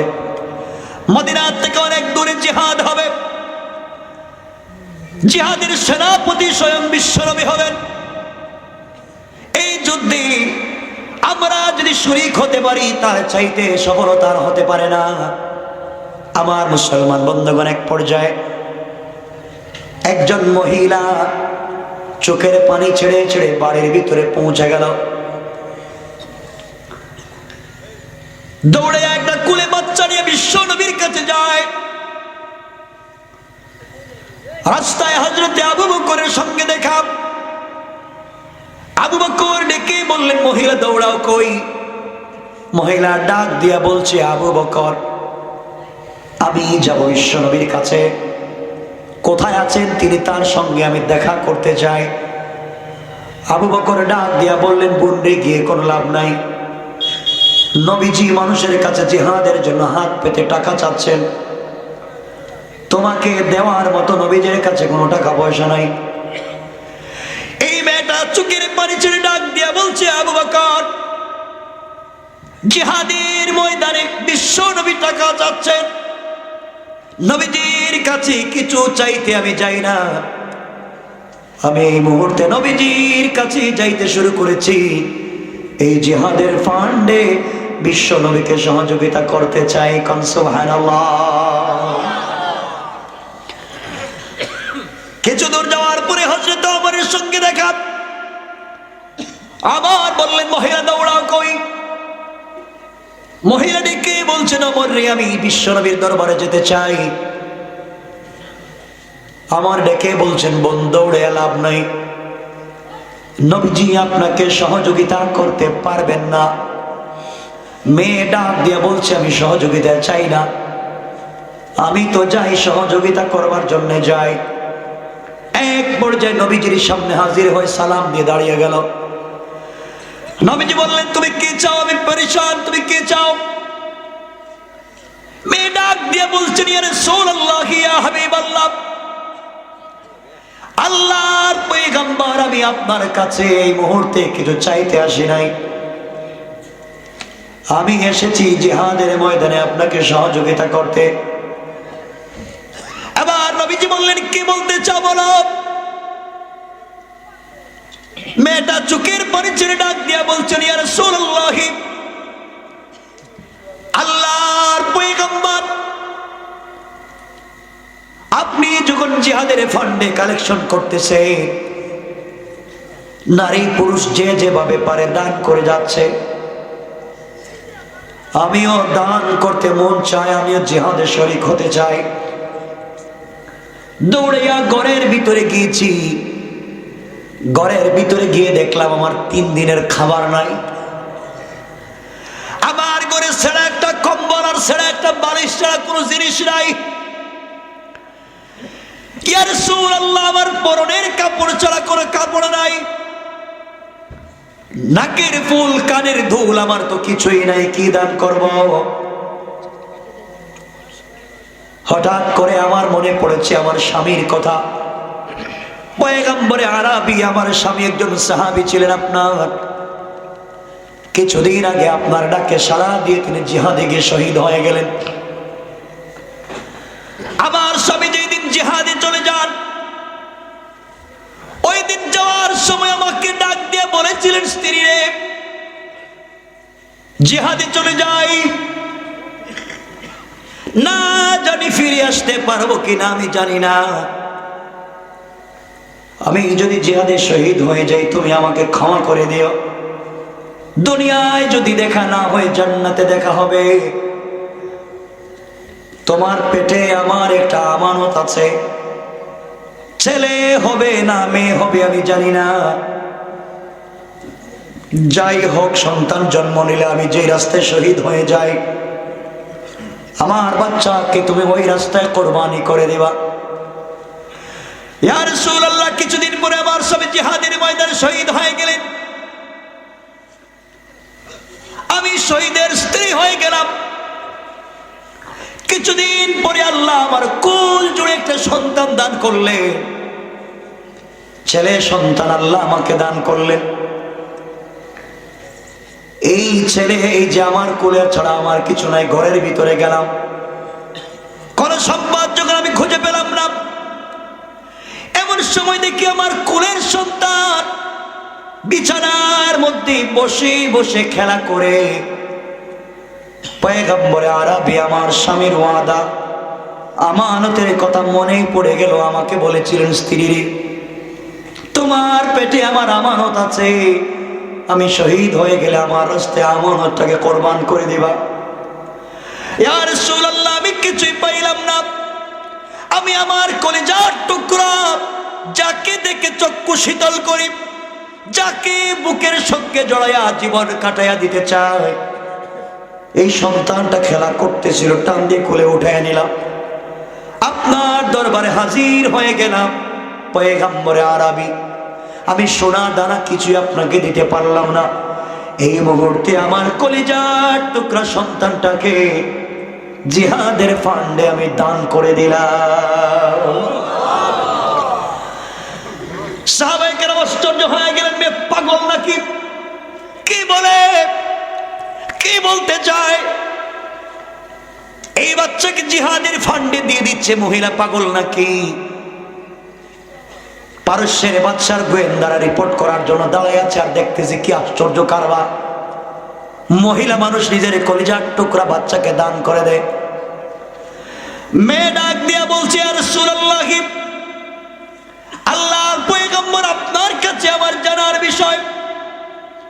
ওগো আল্লাহর পয়গম্বর, দুনিয়ার জমিনে যেখানে জিহাদ হবে আপনি ওখানেই থাকবেন, আপনি তো জিহাদের সেনাপতি। পয়গম্বরে আরবি, আমি জানি আমার সন্তান জিহাদের ময়দানে কোনো কাজে আসবে না।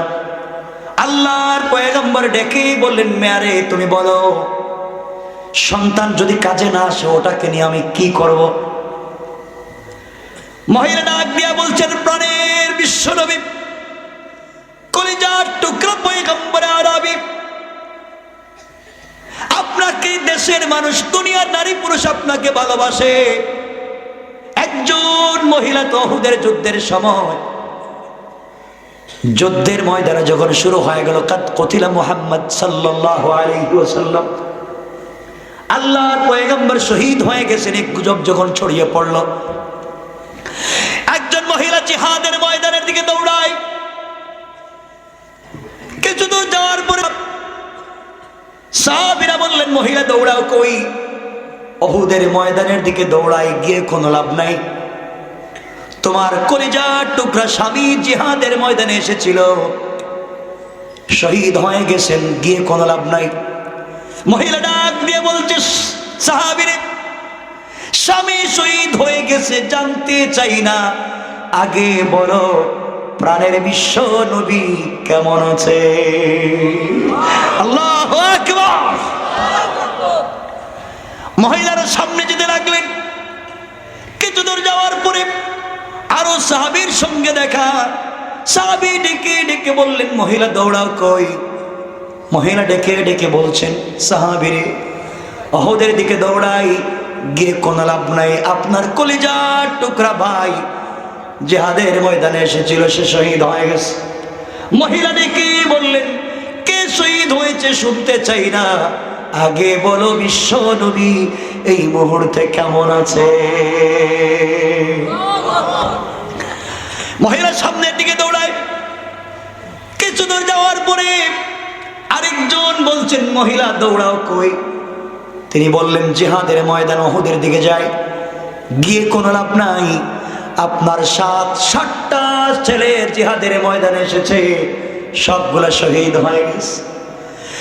মহিলা ডেকে বললেন, কে শহীদ হয়েছে স্বামী জানতে চাই না, 7টা সন্তান শহীদ হয়েছে শুনতে চাই না, আমার ভাই শহীদ হয়েছে শুনতে চাই না, আমি জানতে চাই দিনের নবী এই মুহূর্তে কেমন আছেন?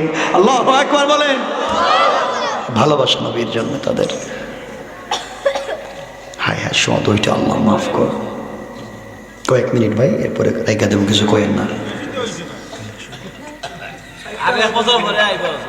আমার বন্ধুগণ, এক পর্যায়ে এই মেয়ে ডাক দিয়ে বলছে, রাসূলুল্লাহ, আমি জানি আমার বাচ্চা জিহাদের ফান্ডে কোনো কাজে লাগবে না, কিন্তু ওটা আমি জানি আপনি তো যুদ্ধের ময়দানে যুদ্ধ করবেন, সাধারণ মুসলমানদের সঙ্গে মাঠে যুদ্ধ করবেন। কাফেররা যখন আপনাকে দেখবে তখন তীর মারতে থাকবে, নেজা মারতে থাকবে, বল্লম মারতে থাকবে। ওগো আল্লাহর পয়গম্বর, যে দিক থেকে বেশি বেশি তীরের আঘাত আসবে, যেদিক থেকে কাফেররা আপনার শরীরে আঘাত করবে তীর দিয়া, ওই দিকে আপনি আবার বাচ্চাটাকে ঢাল বানাইয়া রেখে দিবে। সবগুলা তীর এসে আমার বাচ্চার কলিজায় বিঁধে যাবে, বাচ্চা শহীদ হয়ে ফিনকি দিয়ে রক্ত বের হবে। আবার বাচ্চার শাহাদাতের মাধ্যমে বিশ্ব নবী দুনিয়ার জমিনে জীবিত থাকবেন। এর চাইতে বড় চাওয়া আর পাওয়া হতে পারে না। আল্লাহু আকবার বলেন, আল্লাহু আকবার। আমাদের মায়েরা কেমন ছিল, আমাদের বোনেরা কেমন ছিল দ্বীনের জন্য। আজকে যদি তারা থাকতো আর রাসূলকে এইভাবে কেউ গালি দিত, একবারে জিন্দেগি শেষ করে দিত। ঠিক কি বলেন? আমরা তো আশিকে রাসূল, আমরা আশিকে রাসূল, শয়তানের জায়গা পাই না। আশিকে রাসূল এমনও আছে, ওয়াজের সময় কি যে কয়, এখানে চেয়ার একটা সাজায় রাইখা দেয়, হে করতেছে এখানে ওয়াজ, চেয়ার একটা সাজাই রাখা দিয়েছে। জিগেলেন কেন চেয়ার সাজাইছিস? নবীজি আসবেন। শয়তান, শয়তান আল্লাহ, আমি তো নবীজির সামনে বসে বসে ওয়াজ করি নাই, চেয়ার রাখছে নবীজি বসবেন আর হে পা ঠাঙ্গাইয়া হে বসে বসে ওয়াজ করে। কত বড় জালেম চিন্তা করেন, ঠিক কিনা বলেন? পারস্যের গোয়েন্দারা দেখতেছেনি, কথা বলেন না, তারা রিপোর্ট করছে, বাদশা আপনি যুদ্ধ করার খাহেশ বন্ধ করে দেন, যুদ্ধ দিয়ে কাজ হবে না। কেন? বাদশা বলছে আমার কি সেনাবাহিনী কম? কয় না, বেশি। টাকা পয়সা কম? বেশি। ক্ষমতা বেশি। সব যদি আমার হয় তার বিরুদ্ধে যুদ্ধ করে পারবো না কেন? গোয়েন্দারা বলছে বাদশা শুনেন, এর কারণ হচ্ছে আপনার সেনাবাহিনী যুদ্ধ করে আগামীকালকে বিজয় লাভ করলে প্রমোশন হবে না ডিমোশন হবে, তার বেতন বাড়বে না কমবে, তার জন্য তারা যুদ্ধ করে। আর মুহাম্মদের সাথীরা তাদের নবীকে বাঁচাবার জন্য কলিজার টুকরো বাচ্চাকে দান করে দেয়, এদের সঙ্গে যুদ্ধ করে পারা যাবে না। ঠিক কিনা জোরে কান? আমরা তো সেই জাতি, আমরা তো সেই জাতি, আমরা সেই জাতি আজকে আছে গম চুরিতে ব্যস্ত, চাউল চুরিতে ব্যস্ত, এতিমের জায়গা দখলে ব্যস্ত, আর দাড়ি রাইকা বিচার করে রং চা খাইয়া এদিকের বিচার এদিকে দিতে ব্যস্ত। কষ্ট পাচ্ছেন আমার কথায়? 5 মিনিট আগে কিছু বলছে, 5 মিনিট পরে 500 টাকা হাতে দিলে কথা চেঞ্জ করে দেয়।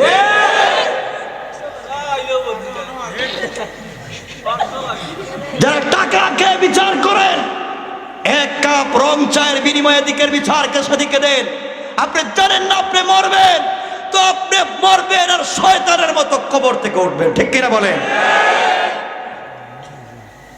আল্লাহ আমাদেরকে মাফ করুন। সবাই আওয়াজ করে বলেন আমিন।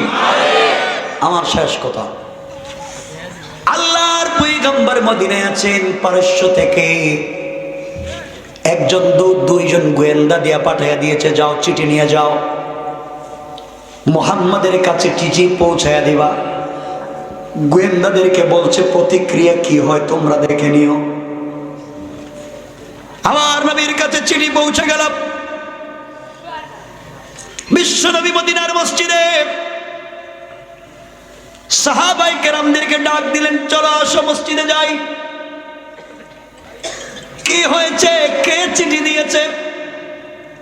কিসের চিঠি আমরা দেখতে চাই, চলো। মসজিদে নববীতে সাহাবায়ে কেরাম জমা হয়ে গেলেন। বিশ্ব নবী চিঠিটা একজন সাহাবীর কাছে দিয়ে বললেন, পড়ো তো দেখি কি লিখেছে।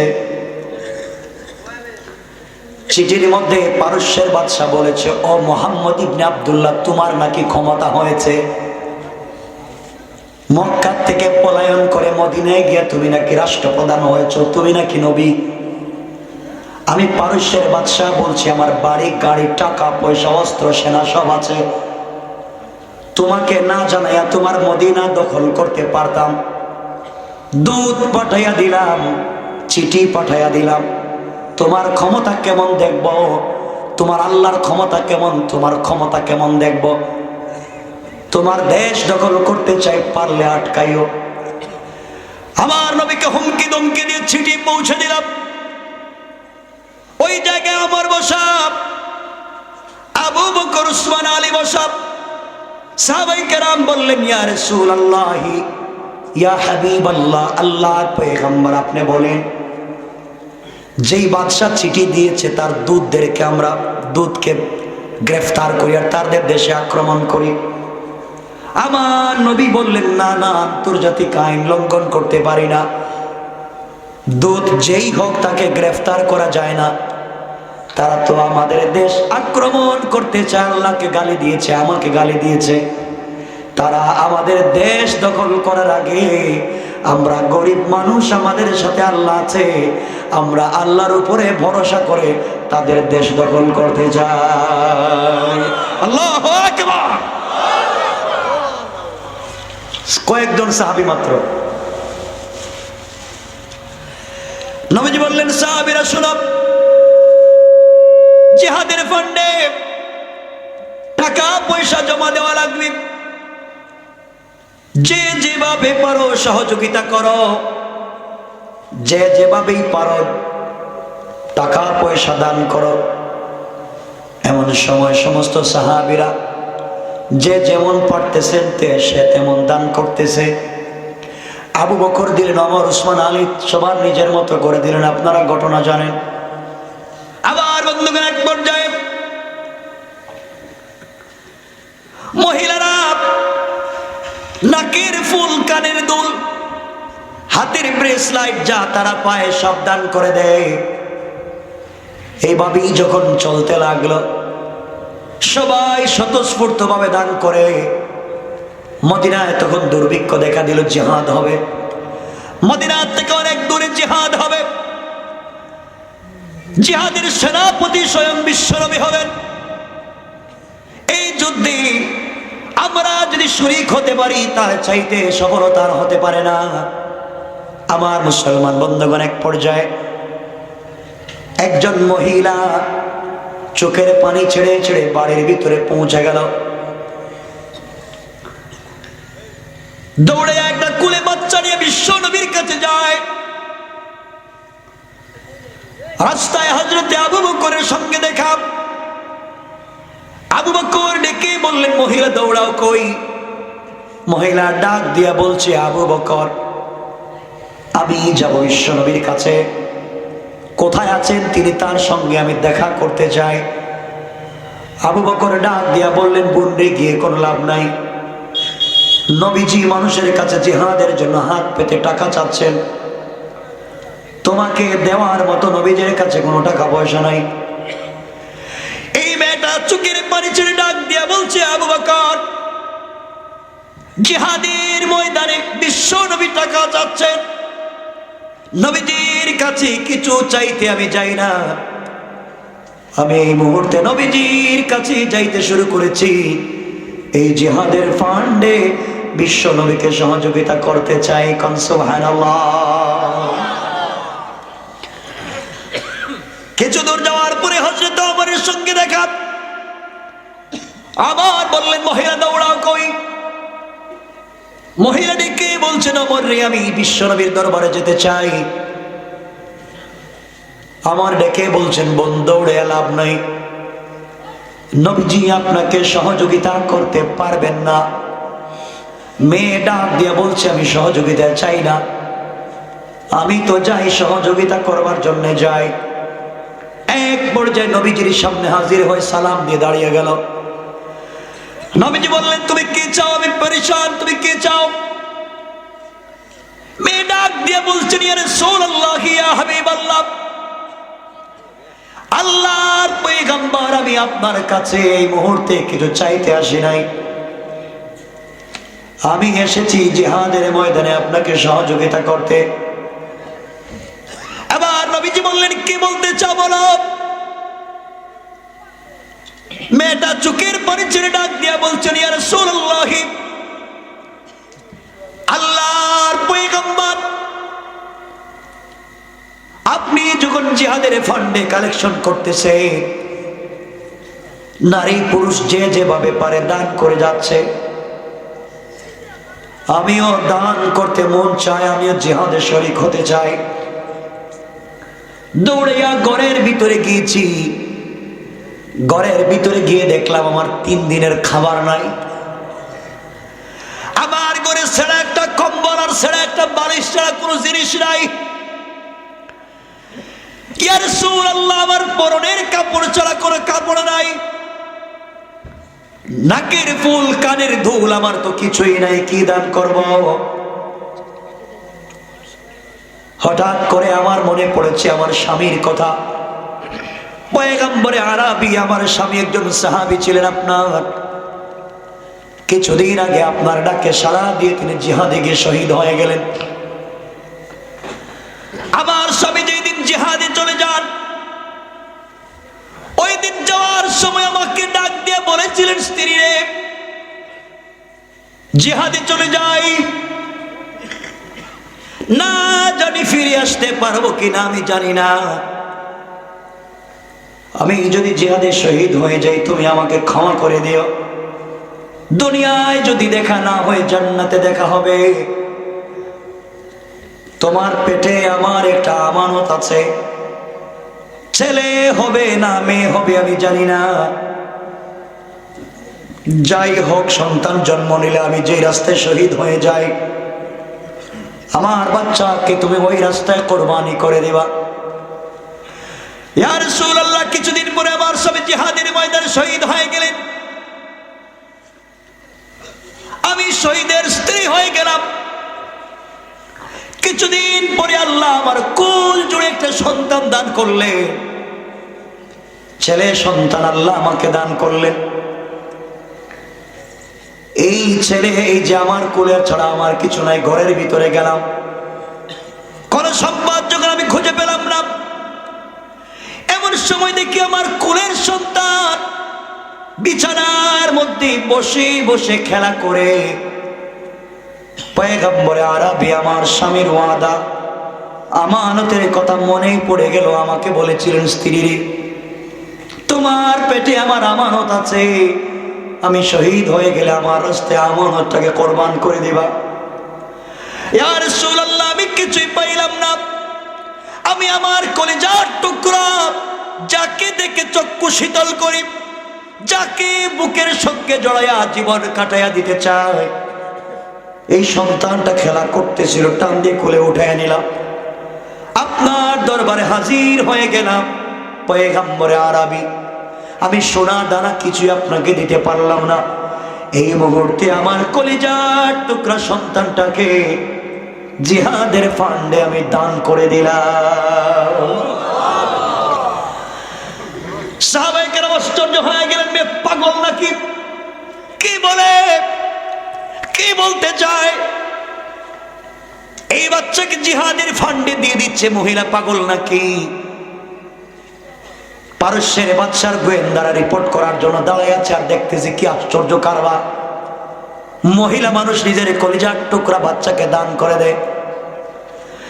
মেয়ে ডাক দিয়া বলছে, ইয়া রাসূলুল্লাহ, আল্লাহর পয়গম্বর, আপনার কাছে আমার জানার বিষয়।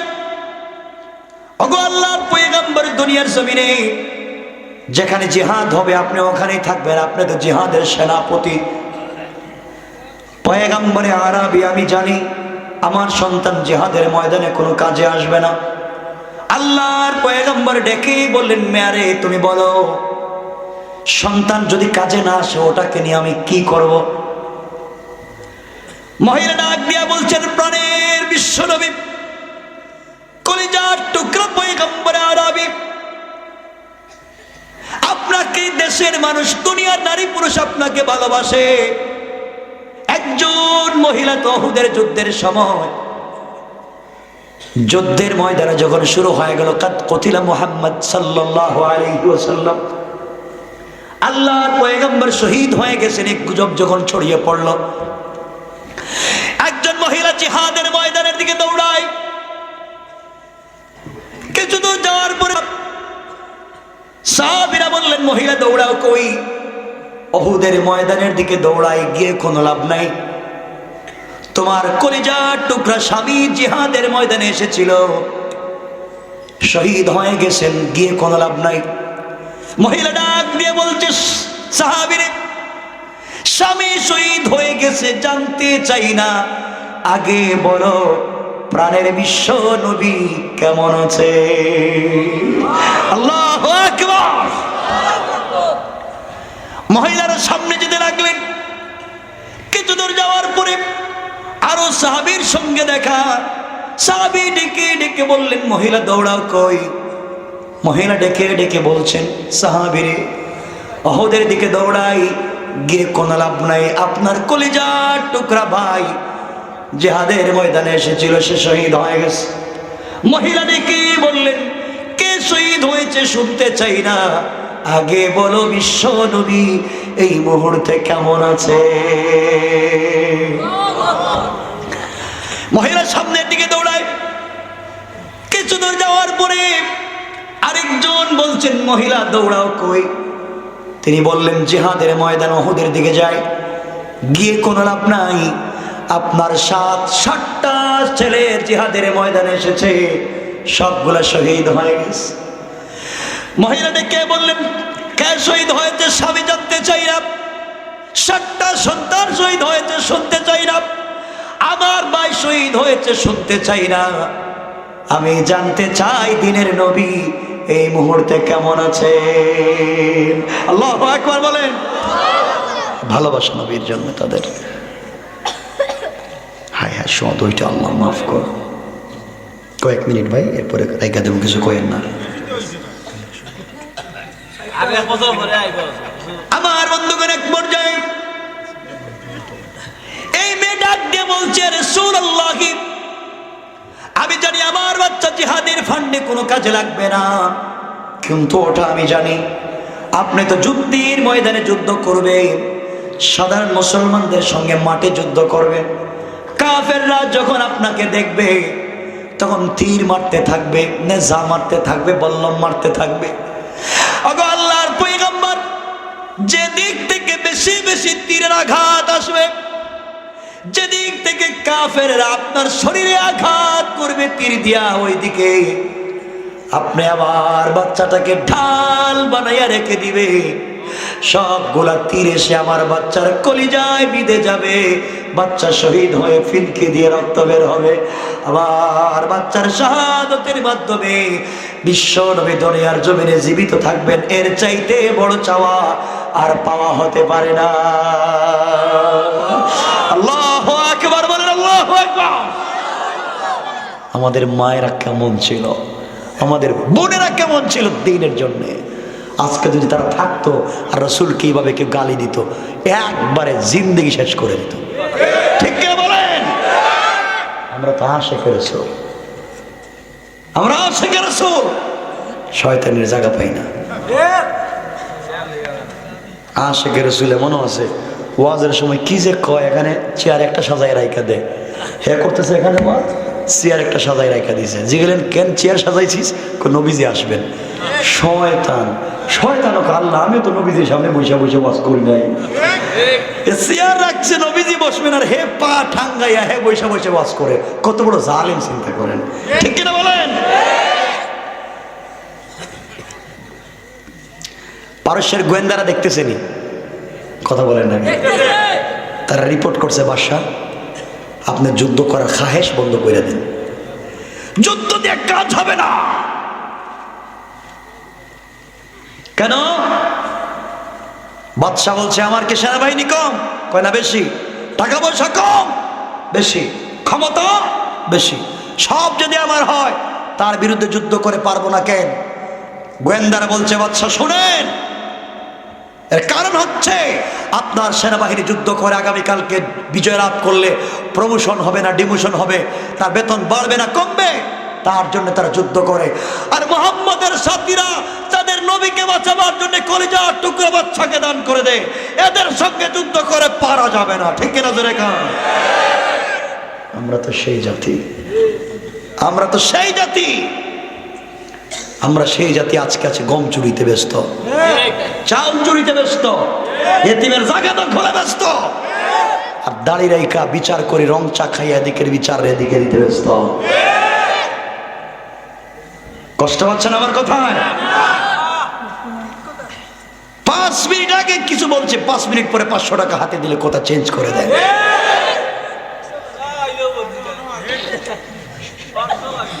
যারা টাকা খেয়ে বিচার করেন, 1 কাপ রং চায়ের বিনিময়ে দিকের বিচারকে সেদিকে দেন, আপনি জানেন না আপনি মরবেন, তো আপনি মরবেন আর শয়তানের মতো কবর থেকে উঠবেন। ঠিক কিনা বলেন? আল্লাহ আমাদেরকে মাফ করুন। সবাই আওয়াজ করে বলেন আমিন। আমার শেষ কথা, কেউ উঠবেন না কিন্তু আমার শেষ কথা, যে রসুলের জন্য আলোচনা করলাম, রসুলকে গালি দিলে যে আইন আছে, আমার বন্ধুগণ এই বাংলাদেশে কেউ যদি আল্লাহ রসুলকে গালি দেয়, আল্লাহকে গালি দেয়, মসজিদ মাদ্রাসার বিরুদ্ধে ব্যঙ্গাত্মপূর্ণ কথা বলে, ইসলামী আন্দোলনের কর্মীদেরকে পিটাবার জন্য ষড়যন্ত্র করে পুলিশ লেলাইয়া দেয়, ওই সমস্ত যারা করবে, আর কোন লিডার আর নেতা যদি জিহাদের ডাক দেয়, কারা কারা জিহাদের জন্য তৈরি আছেন হাত উঠে দেয়।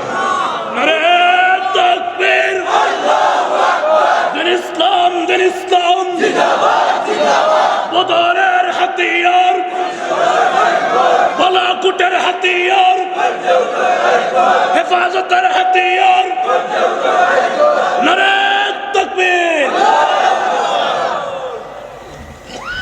আপনাদের জন্য দোয়া থাকলো, আমার জন্য দোয়া চাই। রাত্রে 2:30 বাজাচ্ছে, বসেন, উঠবেন না, এরপরে তাবারুক খায়া যাইবেন। তাবারুক না? জি, তাবারুক আছে। আর যে মসজিদটা